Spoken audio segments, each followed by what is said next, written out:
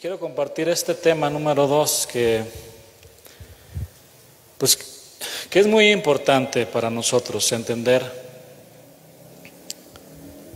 que el Señor nos ama y que una de sus manifestaciones de amor es su disciplina.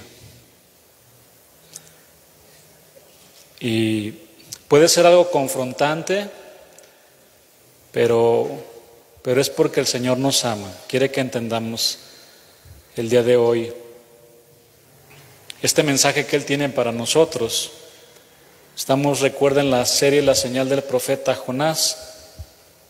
Y este es nuestro tema 2, Dios disciplina a sus hijos. ¿Cuántos hijos de Dios tenemos aquí? Yo creo que todos. Yo me preocuparía si el Señor no me disciplina, porque la palabra dice que sería un bastardo. Así lo dice la Escritura. Nahum 1:3, voy a leer este versículo y después voy a leerles Hebreos 12:6. Pero Nahum 1:3, que recuerda está Jonás, está, si no me equivoco, un libro fascinante que es Miqueas. Lea Miqueas también, es un libro muy bonito. Ahí hay un versículo que me encanta, que habla del Señor Jesús, de su nacimiento, de sus apariciones desde el Antiguo Testamento, y sus salidas son desde el principio, desde los días de la eternidad. Ahí ese versículo a mí me encanta. Miqueas y después está Nahum, si no me equivoco. Después posiblemente continuamos estudiando este libro que también es muy hermoso. Pero vean lo que dice este versículo: Jehová es tardo para la ira y grande en poder, y no tendrá por inocente al culpable. Si usted me sigue ahora, Hebreos 12:6, dice así la palabra: porque el Señor al que ama, disciplina y azota a todo el que recibe por hijo. Mis hermanos, Dios no pasa por alto el pecado de nadie, porque se lo impide su atributo de santidad. Dios es santo, santo, santo, es lo que dice la palabra. Y en el hebreo no existen los superlativos como santísimo. Por eso, para hablar de la infinita santidad de Dios, ellos repiten esta frase: Dios es santo, santo, santo. El Señor tampoco tiene hijos consentidos ni favoritos, como algunos padres pueden tener algún favorito, algún consentido. Si andamos mal y si somos hijos, el Señor tarde o temprano nos va a disciplinar de alguna manera. David, el dulce cantor de Israel, un hombre conforme al corazón de Dios, dice la palabra que en el tiempo que salen los reyes a la guerra, David se quedó en Jerusalén. Les voy a leer un versículo. Segundo libro de Samuel 11, versículo 2, dice así: y sucedió un día, al caer la tarde, que se levantó David de su lecho y se paseaba sobre el terrado de la casa real. Y vio desde el terrado a una mujer que se estaba bañando, la cual era muy hermosa. Mire, hermano, David escondió muy bien su pecado delante de Urías. ¿Quién era este hombre Urías? Uno de sus mejores soldados. La palabra lo describe como un hombre valiente, porque lo metieron a lo más recio de la batalla. Era un verdadero hombre en todo el sentido de la palabra, ¿no? Y David pensó que se iba a salir con la suya. Joab, uno de sus hombres de confianza, dice la palabra que estaba en la guerra. Y David decidió enviarle una carta a Joás ¿Por mano de quién usted cree? Por mano de Urías. Le voy a leer el versículo 15, aquí donde estamos. Segundo libro de Samuel, versículo 15. Sígame en esto, por favor. Y escribió en la carta, David le entregó la carta a Urías. Urías, llévale esta carta a Joab. Y él fue obediente. Veamos qué decía la carta. Y escribió en la carta diciendo: poned a Urías al frente en lo más recio de la batalla y retiraos de él, déjenlo solo, para que sea herido y muera. Versículo 16. Así fue que cuando Joab sitió la ciudad, puso a Urías en el lugar donde sabía que estaban los hombres más valientes.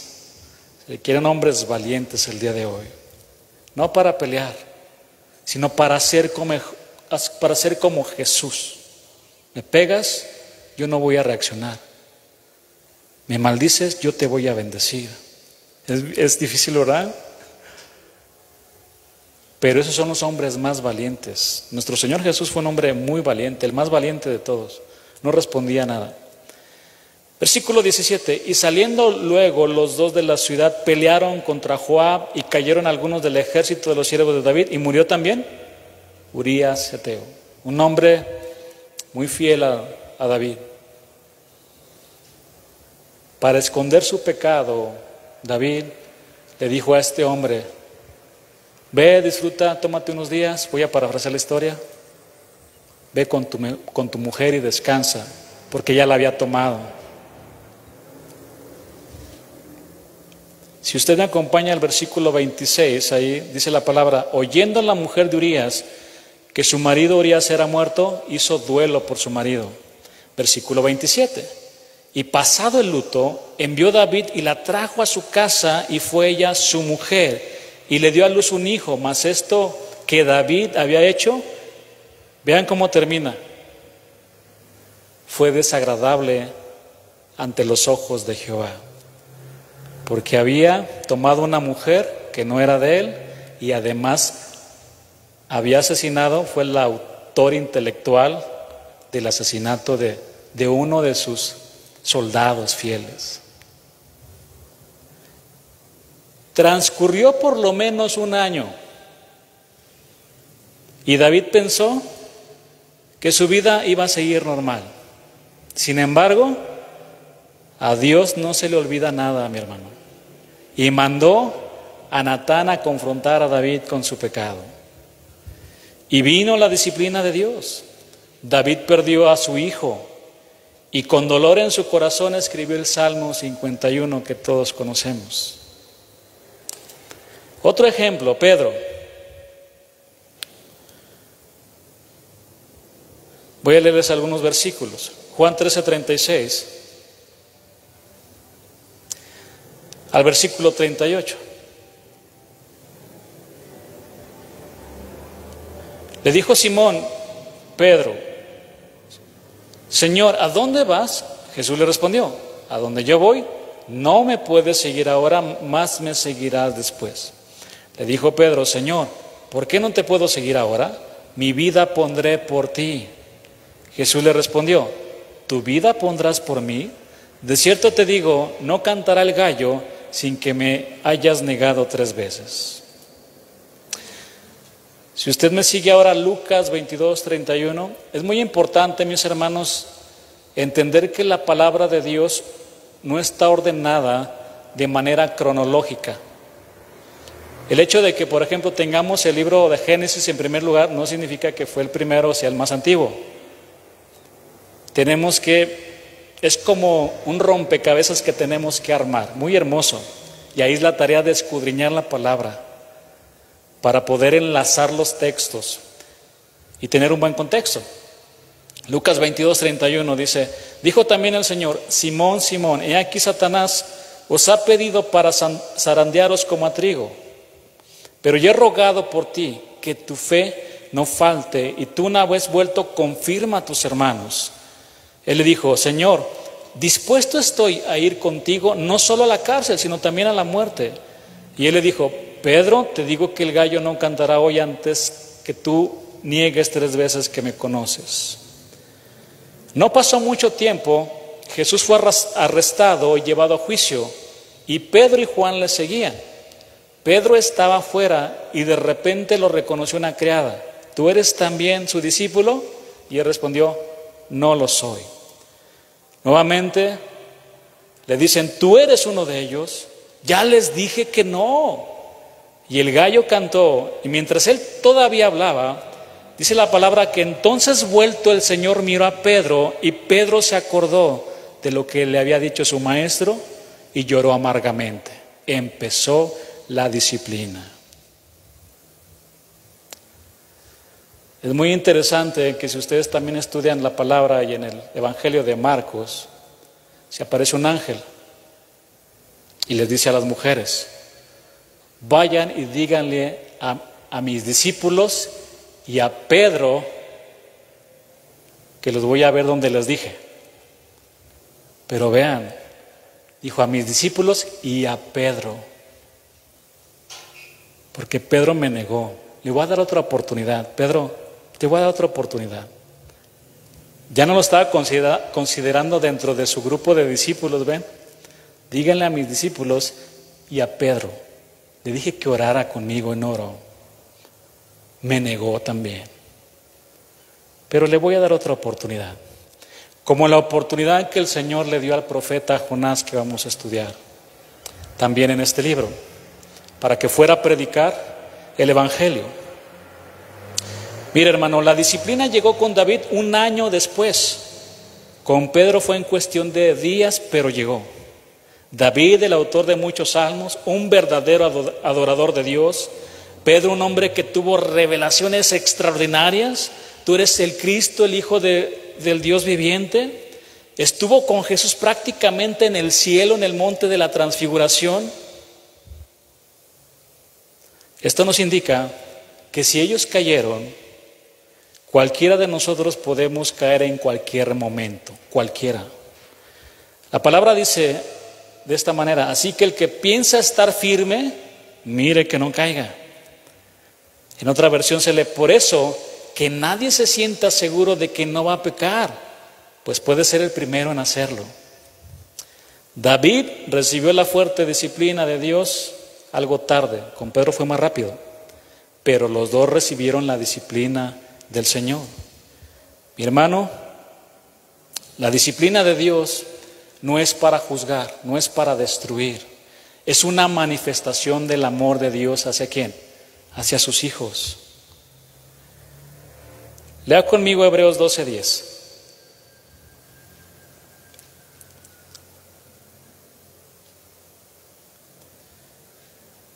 Y aquellos ciertamente por pocos días nos disciplinaban, como a ellos les parecía. Está hablando de los padres terrenales.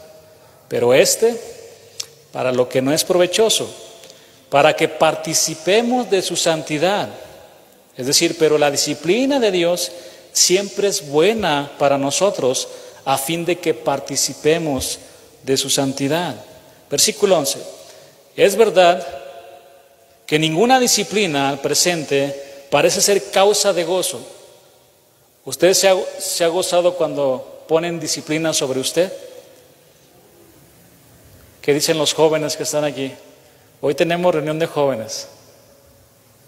¿Les gusta la disciplina, jóvenes? Yo creo que a nadie, ¿verdad?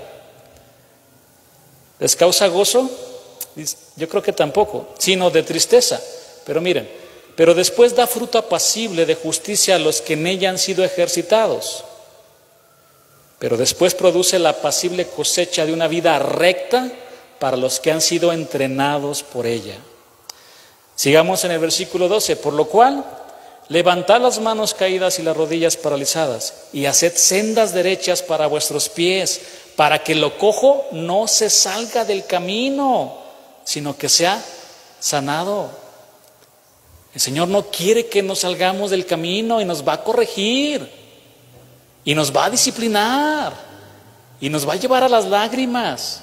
Ya les he contado mi pequeño testirrollo, ¿no? Y ustedes yo creo que también pueden dar testimonio de de cómo el Señor ha tratado con ustedes, si son hijos de Dios, si han sido disciplinados también por Él. Pero veamos cómo le fue a Jonás. Un hombre que dice la palabra que descendió a Jope. Y creo que en todo su recorrido que él hizo, cuando tomó ese barco y llegó al mar, creo que lo mejor que hizo como cristiano fue pagar su pasaje, nada más. Pero dice la palabra que descendió a Jope. Más adelante, Jonás, en medio de la tormenta, se mete al camarote más abajo que estaba en el barco. Descendió al barco, a lo más profundo del barco. Y después los marineros lo lanzan al mar. Y ahí en el mar descendió también hasta que se lo tragó un pez. Escuche, los desobedientes y los rebeldes van en descenso cada vez más. Caen cada vez más profundo. Él fue un desobediente a la palabra de Dios. No hizo caso al primer llamado. Jonás 1:1. Vino palabra de Jehová a Jonás, hijo de Amitai, diciendo: levántate, ve a Nínive, a aquella gran ciudad, y pregona contra ella, porque ha subido su maldad delante de mí. Esto ya lo explicamos. Y Jonás se levantó para obedecer al Señor. ¿Verdad que no dice así? Hermano, ahí se hubiera acabado la historia de Jonás. Ahí se hubiera acabado. Se hubiera evitado la gran tempestad, que unos paganos lo reprendieran y que se lo tragara un pez. Nos podemos evitar mucho dolor y sufrimiento si somos obedientes al Señor, a su palabra. Creo que todos tenemos un poco de Jonás aquí adentro, hermanos. Voy a exhortar a los jóvenes.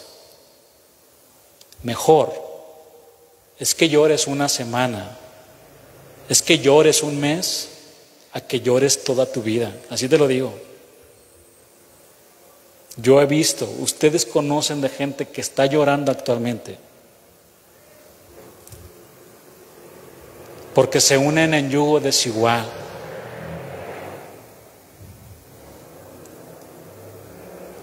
Pregunta, mi hermano, ¿usted cree que Jonás sabía que estaba haciendo mal? ¿Qué opina? Él sabía. Nosotros también sabemos. Tenemos una ley que se llama conciencia, que no podemos engañarla, y menos a Dios. Él sabía que estaba haciendo mal. Y aún así, desobedeció al Señor. Desobedeció al Señor.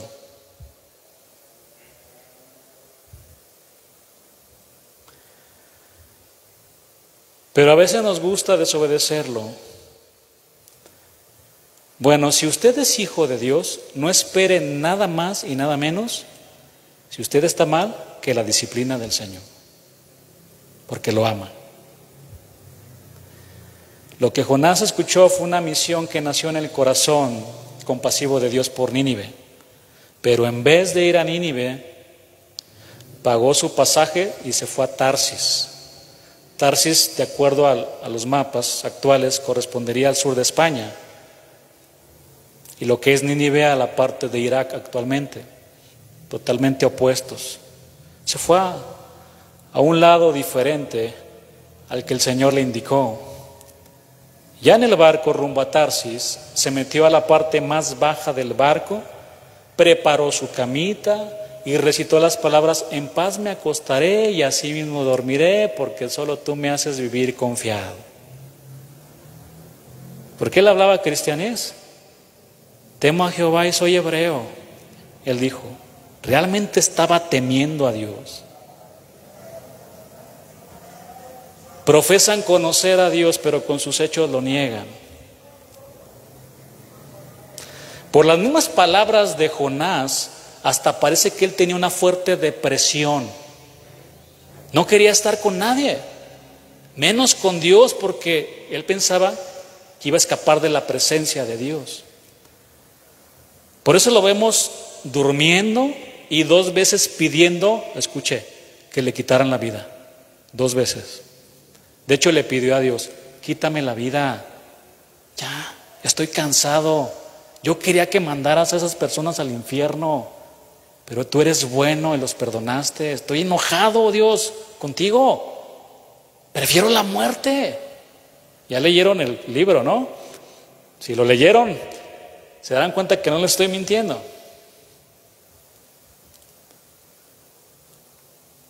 ¿Se pueden imaginar a Jonás escuchando a un predicador? Tú eres hebreo y temes a Jehová, no importa, quítate la vida y te vas al cielo. Perdóname por repetir esto, pero yo prefiero estar delante del Señor y que me diga, Francisco, ¿por qué les dijiste?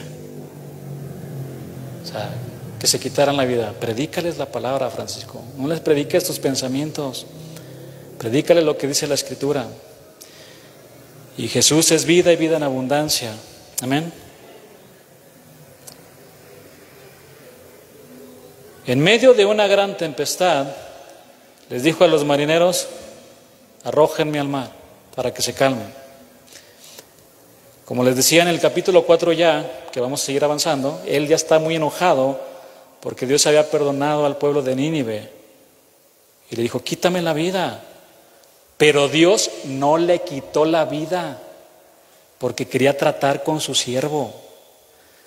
Dios le había dicho, ve a Nínive, pero él rehusó a obedecer el mandamiento de Dios. Posiblemente Jonás pensó que todo estaba saliendo de maravilla, pagó su pasaje y durmió plácidamente. Pensó que se había salido con la suya como David. Vamos al versículo 4. Jonás 1:4 dice así la palabra.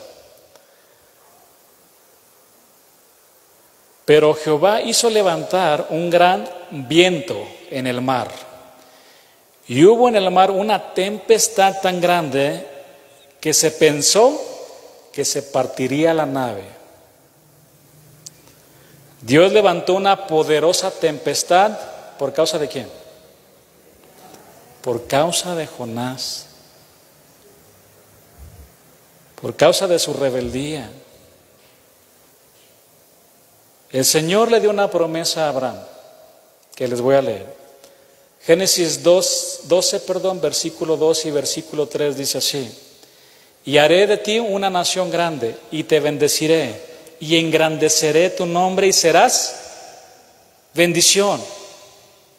Somos nosotros de bendición, mis hermanos.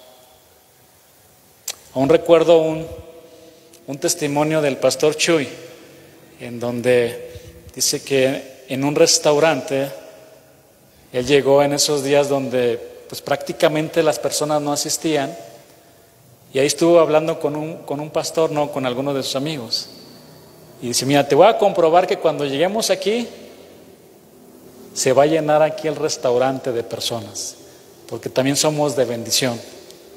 No, no te creo. Y ciertamente llegaron y todo el restaurante se llenó. ¿Le ha pasado a usted que llega a algún lugar y se empieza a llenar todo? Somos de bendición, mis hermanos, donde quiera que estemos, y serás bendición. Versículo 3: bendeciré a los que te bendijeren, y a los que te maldijeren maldeciré, y serán benditas en ti todas las familias de la tierra.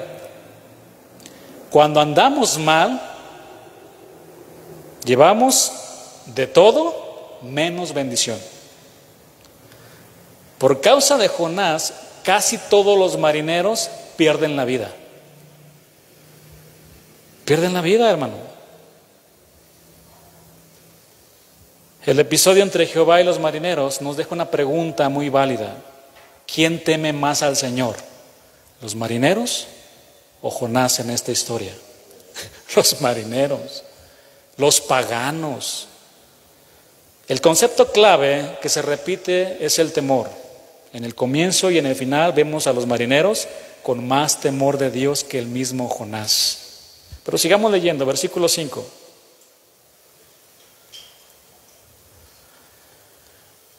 Y los marineros tuvieron miedo, y cada uno clamaba a su Dios, y echaron al mar los enseres que había en la nave, para descargarla de ellos, para aligerar la nave. Pero Jonás había bajado al interior de la nave y se había echado a dormir. Y el patrón de la nave se le acercó y le dijo: ¿qué tienes, dormilón? Levántate y clama a tu Dios, quizá Él tendrá compasión de nosotros y no pereceremos. Aquí resulta muy interesante que un marinero pagano le haya dicho a Jonás: ponte a orar, Jonás, ponte a orar. Qué triste, ¿no? Qué triste, qué lamentable es que un pagano amoneste a un creyente. Las personas nos están viendo, hermanos, y esperan ciertas conductas de nosotros como cristianos. Oye, yo pensaba que los cristianos no tomaban. Oye, yo pensaba que los cristianos no fumaban. No, pues de repente sí me aviento uno. 2, 3 de repente, así nada más para que tú sabes, para relajarme un poquito, porque el trabajo es muy pesado, me estreso mucho y pues necesito sacar la presión, ¿no? Y la saco con el humito y con una copita. Qué terrible que los paganos nos exhorten y nos digan: ponte a orar, como le dijeron a Jonás, dormilón. El profeta de Dios debió ser quien exhortara a los demás en ese momento para orar y a confiar en Dios.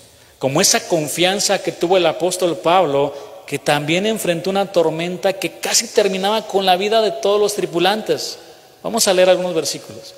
Hechos 27, 22.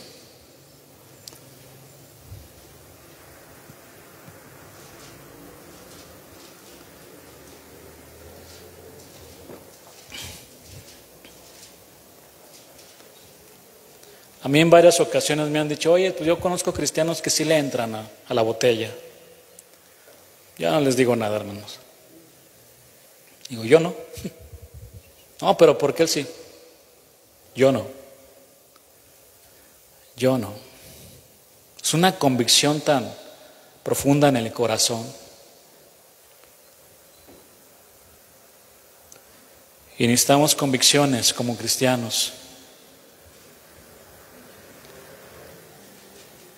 Pero ahora os exhorto, está hablando el apóstol Pablo, a que tengan buen ánimo, pues no habrá ninguna pérdida de vida entre nosotros, sino solamente de la nave.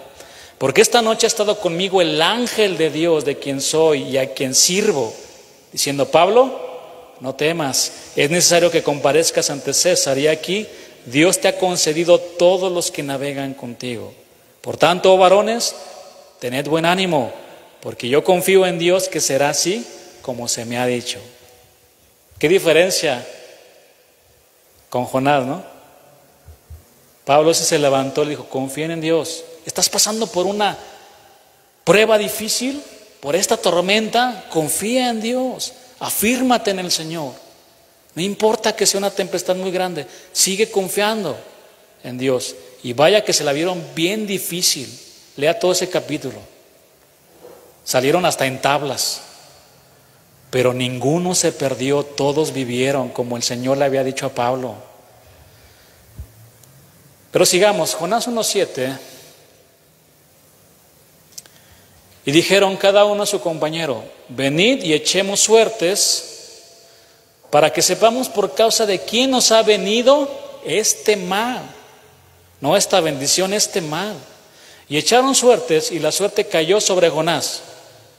Se ignora el procedimiento de cómo hicieron eso, de echar suertes. Yo no sé a partir de qué año se inventó lo de la botellita, ¿verdad? Vamos a girar la botella. ¿La ha jugado usted? ¿O lo jugó alguna vez de joven? Vamos a girar la botella. Están 10 personas girando ahí lentamente. Le cayó a Jonás. ¡Qué coincidencia! Jehová hizo levantar una tormenta por causa de Jonás. Y ahora estaban buscando quién era el responsable, ¿no? Porque todos clamaron a su Dios, eran unos paganos y todo. Vamos a echar suertes, pero resulta que le cayó al cristiano. Apunta la botella hacia el cristiano.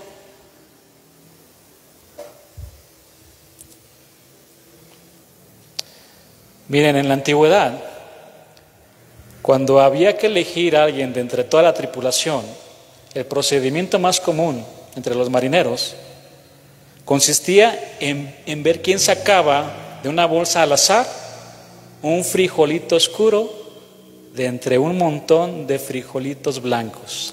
¿También ha visto esa? A ver a quién le toca. Es como cuando vas a la cartilla también militar, ¿no? Que te toca bola blanca o bola negra. Solamente está la bola blanca y te tocó la bola blanca a ti, ¿no? Me imagino que cuando le tocó a Jonás se puso pálido. Aquellos hombres lo miraron y le dijeron: tú eres el culpable, porque nuestra vida está corriendo un grave peligro por tu causa. ¿Qué no teníamos que llevar bendición nosotros? Y mire lo que estaba haciendo Jonás por su rebeldía. Versículo 8. Entonces le dijeron ellos: decláranos ahora por qué nos ha venido este mal. ¿Qué oficio tienes? ¿Y de dónde vienes? ¿Cuál es tu tierra y de qué pueblo eres? Pero vea la primera pregunta, la que evadió. Él le respondió: soy hebreo y temo a Jehová, Dios de los cielos, que hizo el mar y la tierra. Ok, si tú dices que crees en Dios que hizo el mar y la tierra, entonces, ¿por qué pensaste que podías escapar de ese Dios que creó el mar? Estamos aquí en una grave tormenta. Pero vea la pregunta primera: ¿de qué trabajas? Y él evadió esa pregunta, como muchos hombres en la actualidad, ¿no? Yo les decía: escuchen la palabra trabajo y se ponen nerviosos. Muchos hombres no les gusta trabajar. Conozco hombres muy trabajadores, pero a otros que no les gusta. Se la quieren llevar, dicen: tranquis, me la quiero llevar tranquila, pastor. Y de repente ves a un hombre que se ha esforzado toda su vida y que gracias a Dios que le ha ido bien, y tenemos que ser de esas personas que estemos muy contentas porque le vaya bien a los demás, ¿sí o no? Que les vaya bien. Cuando ustedes han tenido la oportunidad de invitarme a su casita que tienen, yo me gozo con eso y veo el esfuerzo de muchos años trabajando. Una ramita, un frutito de 20 años trabajando. Pero hay gente muy envidiosa. Somos como esos cangrejos, ¿no? ¿Recuerda la historia de esos cangrejitos mexicanos? Que quieren salir todos al mismo tiempo y se van jalando unos a otros. Somos los cangrejos mexicanos. Él le dijo: soy cristiano y temo a Jehová. Pero sus acciones decían otra cosa. La palabra dice: profesan conocer a Dios, pero con los hechos lo niegan. Afirman que conocen a Dios, pero lo niegan con su manera de vivir.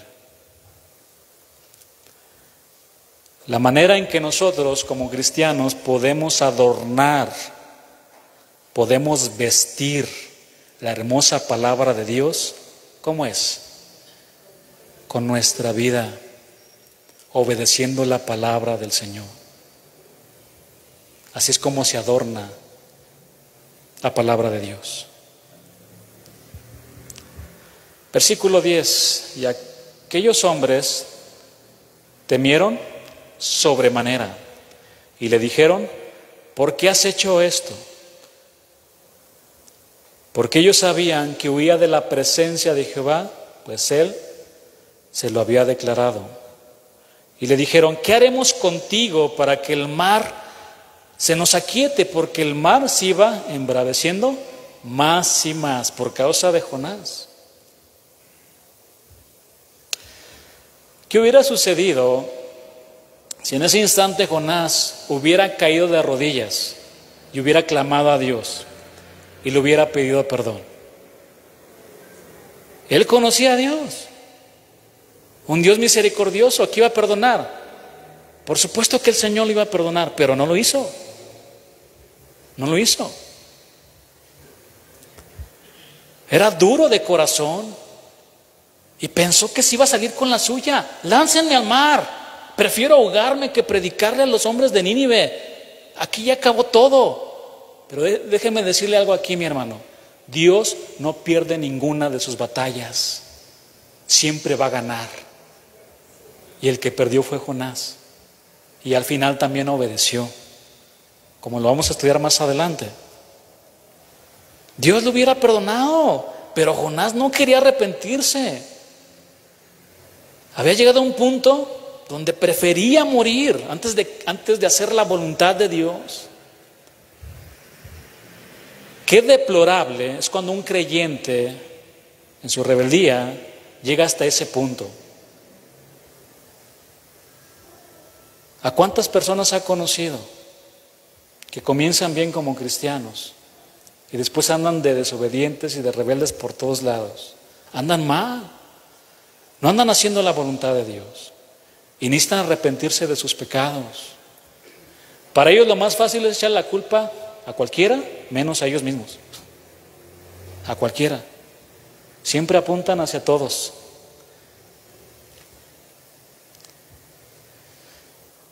Versículo 12.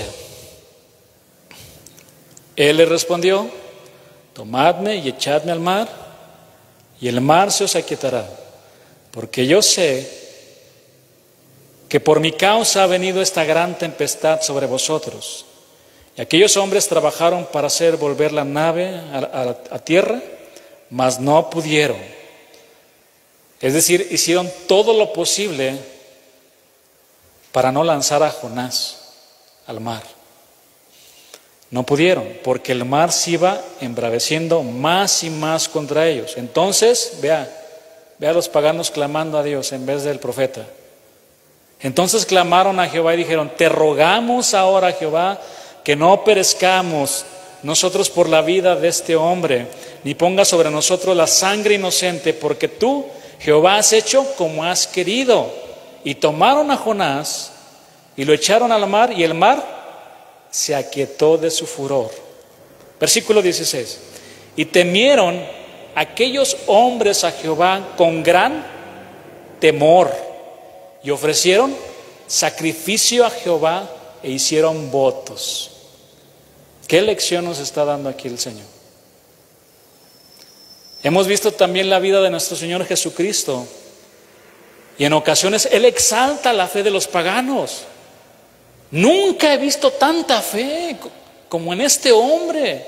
No la he encontrado en Israel, en los hijos de Dios. Y a veces el Señor usa estos ejemplos para hablarnos duramente, hermanos, de que posiblemente hay hombres que no conozcan la palabra y tengan más temor de Dios que nosotros. Así les digo. Más temor de Dios, más reverencia por las cosas del Señor.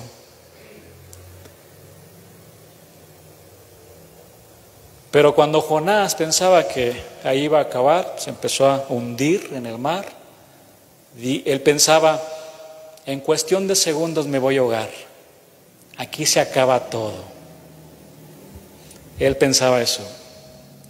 Pero yo me imagino que dicen que es ¿cómo le dicen ese pez? Un pez muy grande, no es ballena, es un cachalote, creo, o algo así. Sí, es cachalote, que miden, no sé, 20 metros, ¿no? No era una ballena. Lo más probable es que era un pez de esos grandes, quien se lo tragó. Pero imagínense, me lo imagino, no está en la palabra, ¿verdad? Como ejemplo. Entonces, desde que salió de Jope y se fue al barco, yo me imagino al pez detrás del barco. A la hora que tú me digas, Dios, yo me lo trago. Ahí detrás. Espérate. Déjame tratar un poco más con él. A ver si se arrepiente. A ver si se vuelve a mí. ¿No quiso? Entonces Jehová tenía preparado un pez para que se tragase a Jonás. Lo tenía preparado. Ya lo tenía preparado. Y estuvo Jonás en el vientre del pez 3 días y 3 noches. En el vientre de un pez. Yo le decía a uno de mis hermanos, ahí nos quiere tener el Señor por rebeldes. Dentro del pez. ¿Qué puedes hacer dentro de un pez? Más que clamar y confiar en Dios. Que es la siguiente parte de nuestra enseñanza. Empieza a orar Jonás al Señor. Pero no podía hacer nada. Ahí te voy a tener. ¿Qué puedes hacer dentro de ese pez?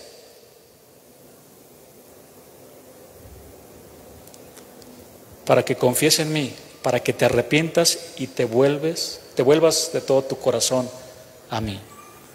Más adelante dice que también tenía preparado un gusano.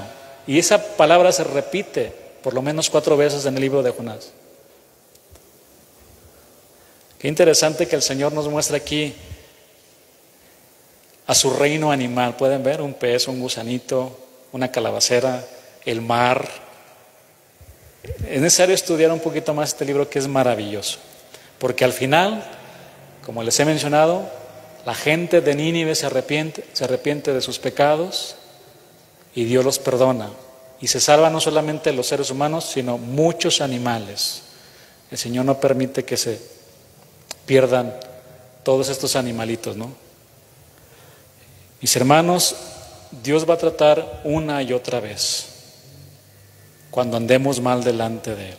No espere otra cosa que la disciplina del Señor. Si usted es hijo de Dios. ¿Cuántos son hijos de Dios aquí? ¿Sí? ¿Son hijos de Dios? Sí, yo lo sé. De algunos yo puedo saber cómo el Señor ha tratado con ustedes. Pero una vez vuelto, Pedro, vas a regresar y vas a confirmar a tus hermanos. Pero es necesario que pases este proceso para que te afirmes y regreses y confirmes a tus hermanos. Después ese Pedro predicando, no les llamen borrachos en el día de Pentecostés. No están borrachos. Vean las profecías. Se derramó el Espíritu Santo. Ahora todos están hablando nuevas lenguas. No están borrachos. Y ahí predica el buen Pedro y se convierten miles de personas, confirmando a sus hermanos también. Pero ya había tratado el Señor con él. Lo mismo pasó con Jonás. Trató con él, después obedeció, aún todavía con su enojo, pero obedeció y fue a predicar a Nínive. Vamos a darle gracias a Dios por su palabra. Le pido que se levante.